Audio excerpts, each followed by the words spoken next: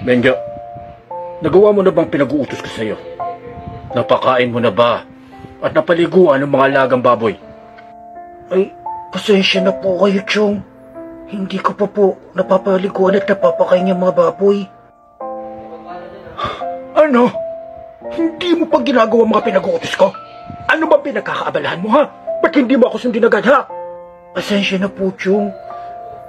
Pinakain at pinaliguan ko po si tatay eh. Una mo pa yung tatay mong inutil. Walang sulbihan. Ha? Mas may silbi pa yung mga baboy ko dyan. Mapapakinabangan. Huwag niyo naman pong pagsalita ng ganyan yung tatay ko.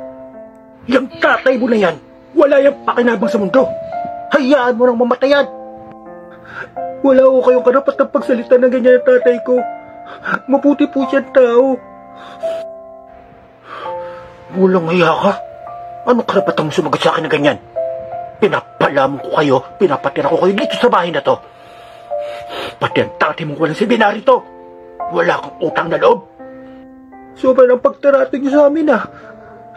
Kala niyo, mga alipin niyo kami. Bakit? Pinagtatrabaho naman namin ang bawat pagtira namin dito ah. Mas mabuti pa kayo mga katulong ninyo, may sahod. Kami, wala. Masyado naman kaming inaapi. Tao kami. Hindi kami mga hayop. Kung taratuhin niyo kami, para hindi niyo kami makabag-anak. Ang mabuti pa, lumayas na kayo. Lumayas na kayo sa pamamahay ko. Kayo ang walang utang na loob. Tandaan niyo, nung mga araw nagipit kayo, ang tatay ko tumulong sa inyo. May sakit ang tatay ko.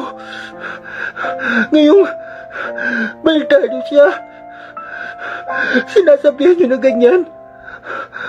Kaya naging balitado ang tatay ko dahil sa pagtatrabaho niya para sa inyo. Tinulungan niya kayo ng panahon naghihirap kayo.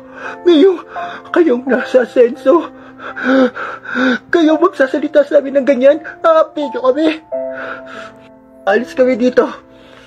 Hindi ko na kaya ang mga talagang ginagawa niyo sa amin.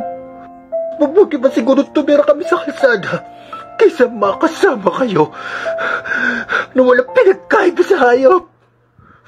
Masamang tao kayo.